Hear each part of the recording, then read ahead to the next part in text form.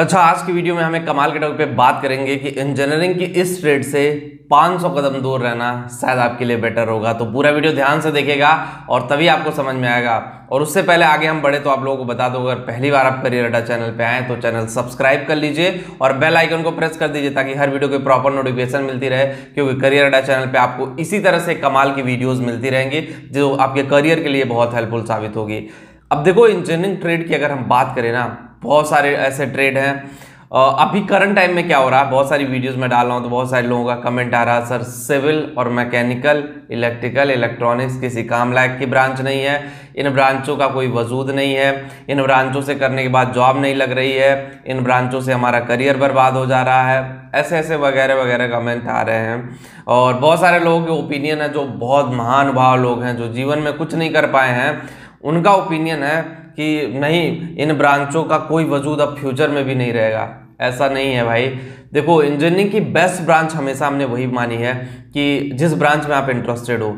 अगर जिस ब्रांच में आप इंटरेस्टेड हो, सपोज आप मैकेनिकल में इंटरेस्टेड हो और आप कंप्यूटर साइंस की तरफ भाग रहे हो, अगर आप मैकेनिकल में इंटरेस्टेड हो तो कंप्यूटर साइंस से आपको 500 कदम दूर रहना पड़ेगा। क्यों? क्योंकि आपका इंटरेस्ट तो मैकेनिकल में है। आप कंप्यूटर साइंस में क्या करने जा रहे हो? कुछ नहीं कर पाओगे भाई। मैं बता रहा हूं आपको एकदम 100% ऑथेंटिसिटी। जो मेरा इंडस्ट्री का एक्सपीरियंस है, इतने सालों से, मैं 10 सालों से इंडस्ट्री में हूं, वो जो एक्सपीरियंस है वो मैं आपके साथ शेयर कर रहा हूं। ऐसे नहीं कि हवा हवाई में चीजें हैं। आप अभी बच्चे हो, आपको इतनी सारी चीजें नहीं पता है, कॉलेज में हो या पास आउट हो गए हो, चीजें नहीं समझ में आती, क्योंकि इंडस्ट्री ओरिएंटेड चीजें जब तक आपको नहीं पता चलेगी तब आप अपने करियर में आगे कैसे बढ़ोगे, करियर को आगे किस तरह से लेके जाओगे। इंजीनियरिंग एक ऐसा करियर है ना जिसको अगर आप सही से पकड़ लो तो बहुत पैसे कमा सकते हो, सही से नहीं पकड़ा तो शायद आपका करियर कहां से कहां मूव ऑन कर जाएगा, आपको खुद नहीं समझ में आएगा। देखो, बहुत सारे स्टूडेंट हैं जो चैनल को देखते हैं, कुछ टॉपर स्टूडेंट हैं जिनके मैसेज आते हैं, बड़ा खुश होता है दिल। कुछ ऐसे भी लोग हैं जो एवरेज क्लास के, जो कुछ ऐसे भी स्टूडेंट हैं जो पुअर क्लास के स्टूडेंट हैं, कुछ ऐसे स्टूडेंट हैं जो मनगढ़ंत कहानियां बनाते रहते हैं कि अगर कोई तीसरा बंदा बोल दिया ना ये ब्रांच बेकार है तो ये बेकार हो, जाकर दूसरे में एडमिशन ले लेंगे। 12th में हम लोग होते हैं, 10th में होते हैं, बीटेक करने 12th बेस पे जाते हैं, तो हमें उतनी समझ नहीं होती है कि कौन सा ट्रेड बेटर है, क्योंकि भैया, अगल बगल, फ्रेंड सर्कल, ये सारों से डिस्कस करके ही हम ट्रेड डिसाइड करते हैं। और यही जनरली 80% लोग करते हैं।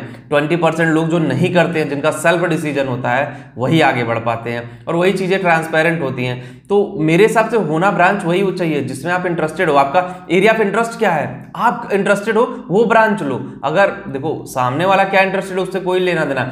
सपोज आप दो फ्रेंड हो, एक को कंप्यूटर साइंस बहुत पसंद है, दूसरे को सिविल पसंद है, लेकिन सिविल में अभी रिसेशन चल रहा है, जॉब नहीं है, तो आप जब पास आउट होगे तब रिसर्च करो कि आप जब अभी मान लो 2022 में हो, 26 में जब आप पास आउट होगे तब क्या इसका स्कोप होगा, तब आपको जॉब मिलेगी कि नहीं मिलेगी, तब आपको देखना बड़ा जरूरी। ये नहीं कि अभी आप बैठ करके देख रहे हो कि नहीं ये होगा। हो सकता है कंप्यूटर साइंस उस टाइम तक ना उतना स्कोप रहे, हो सकता है वो बंदा बेरोजगार हो जाए, आपका दोस्त, और आपका अच्छा करियर हो।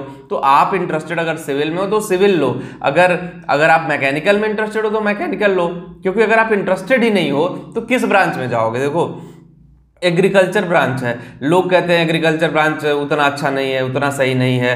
मैं कहता हूं जी एग्रीकल्चर ब्रांच बहुत सही है। एग्रीकल्चर से अगर आपने इंजीनियरिंग कर ली, सही से कर ली, आज देखो आईआईटी में भी एग्रीकल्चर है, और उसके बाद आप बीटेक के बहुत सारे कॉलेज हैं जहां पे एग्रीकल्चर इंजीनियरिंग है। एग्रीकल्चर इंजीनियरिंग का भी स्कोप बहुत तगड़ा है। आप प्राइवेट इंडस्ट्री से लेके गवर्नमेंट इंडस्ट्री तक एग्रीकल्चर इंडस्ट्री में जा सकते हैं। दोनों जगह स्कोप अच्छा है और दोनों जगह अच्छे खासे पैसे हैं। ऐसा नहीं कि पैसे नहीं है, दोनों जगह अच्छे से पैसे, अच्छा खासा स्कोप है। तो वो चीजें आप जानोगे समझोगे तभी ना कुछ कर पाओगे। न जानोगे, न समझोगे, न कुछ करना चाहोगे तो कैसे हो जाएगा। अगर हम ब्रांच की बात कर ले तो एक दो और ब्रांच है, इंस्ट्रूमेंटेशन है, केमिकल इंजीनियरिंग है। उसके अलावा इन दोनों ब्रांचों पे पहले बात कर लेते हैं। केमिकल इंजीनियरिंग है, केमिकल इंजीनियरिंग के बारे में भी बहुत सारे लोगों की धारणा है कि केमिकल इंजीनियरिंग का स्कोप नहीं है। क्यों नहीं है भाई? केमिकल इंजीनियरिंग एक तो बहुत कम कॉलेजों में है। जो ब्रांच बहुत कम कॉलेजों में होती है उसकी डिमांड अभी बहुत ज़्यादा है। क्यों? क्योंकि जो स्टूडेंट पास आउट हो रहे हैं ना वो कम है, number of student pass out होने वाले कम है, इंडस्ट्री में रिक्वायरमेंट ज़्यादा होगी, तो वहाँ से जॉब लगने की प्रोबेबिलिटी आपकी सबसे ज़्यादा होगी। एक छोटा सा स्टोरी में लाइन आपको भी बता देता हूँ। जब हम लोग इंजीनियरिंग कर रहे थे तो हमारे कॉलेज में इंजीनियरिंग में एग्रीकल्चर इंजीनियरिंग था, पहली साल एग्रीकल्चर इंजीनियरिंग ओपन हुआ था। हम लोग कहते थे ये खेत वाले लोग क्या करेंगे, कुछ नहीं कर पाएंगे, अरे ये भी एग्रीकल्चर इंजीनियरिंग भी कुछ होती है, ऐसे ही है। लेकिन जब पास आउट हुए 4th ईयर में ना, सबसे पहले 100% प्लेसमेंट चाहे ऑन कैंपस हुआ चाहे ऑफ कैंपस हुआ एग्रीकल्चर वालों का हुआ। तो फर्क तो बहुत ज्यादा है, मैं आपको बात क्लियर कर देना चाहता हूँ, फर्क तो बहुत ज्यादा है, लेकिन उस फर्क को समझना आपको बहुत जरूरी है कि आप कितना अंदर तक जाते हो, इंजीनियरिंग में कितना डेप्थ तक अपनी चीजों को लेके जाते हो और एनालाइज अपने आप को करते हो। इंटरेस्टेड ब्रांच चूज करना बहुत जरूरी है। जिस ब्रांच में आप इंटरेस्टेड नहीं है वो ब्रांच से आप 500, 1000, 2000 कदम दूर रहे, शायद आपके लिए बेटर होगा, शायद आपका फ्यूचर उसी में लिखा है। अगर आप उस ब्रांच में चले गए, जिस ब्रांच में इंटरेस्टेड नहीं हो, अगर उस ब्रांच में एडमिशन ले लिया हो तो फर्स्ट ईयर अभी भी टाइम है, चाहे बीटेक हो चाहे पॉलिटेक्निक, फर्स्ट ईयर में अभी भी टाइम है कि ब्रांच चेंज करवा लो। ब्रांच नहीं चेंज करवाओगे तो जिंदगी चेंज हो जाएगी, क्योंकि फर्स्ट ईयर में तो सबका कॉमन होता है, सेकेंड ईयर से डिसाइड होता है कि आप किस में इंटरेस्टेड हो, किस में करना चाहते हो, किस में नहीं करना चाहते, तो वो ज़्यादा इंपॉर्टेंट रोल प्ले करता है।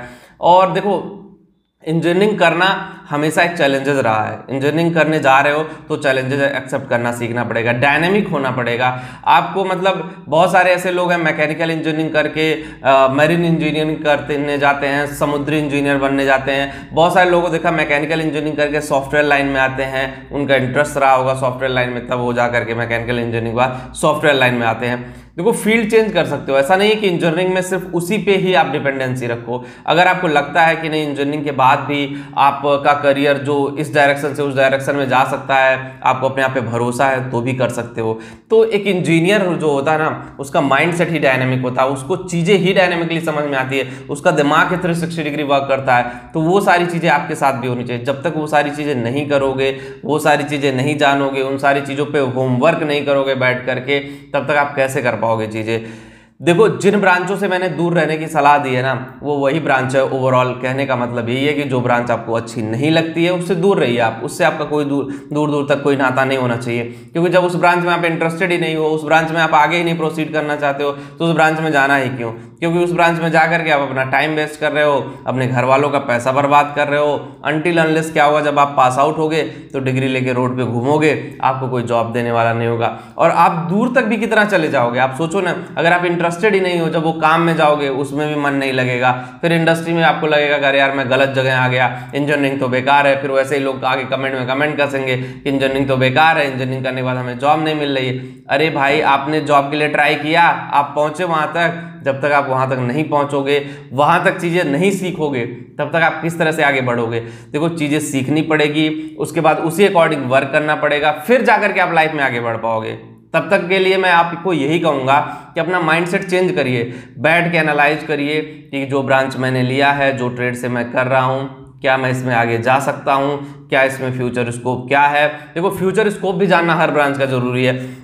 जैसे मान लो मैकेनिकल इंजीनियरिंग आप कर रहे हो, तो मैकेनिकल के बाद कहाँ कहाँ जॉब पा सकते हो, चाहे ऑटोमोबाइल इंडस्ट्री हो गया, प्लांट हो गया, या फिर कोई मैन्युफैक्चरिंग यूनिट्स हो गई, कहाँ कहाँ पे गवर्नमेंट सेक्टर में क्या स्कोप है, पूरा एनालाइज करके ही ब्रांच चूज करो। अपना इंटरेस्ट प्लस उसका स्कोप कि कितना स्कोप होगा, क्योंकि स्कोप बिना जाने अगर आपने एडमिशन ले लिया तो वहाँ मैटर आपके लिए थोड़ा सा खतरनाक हो जाएगा और चीज़ें आपके लिए समझ से बाहर निकलने लगेंगी।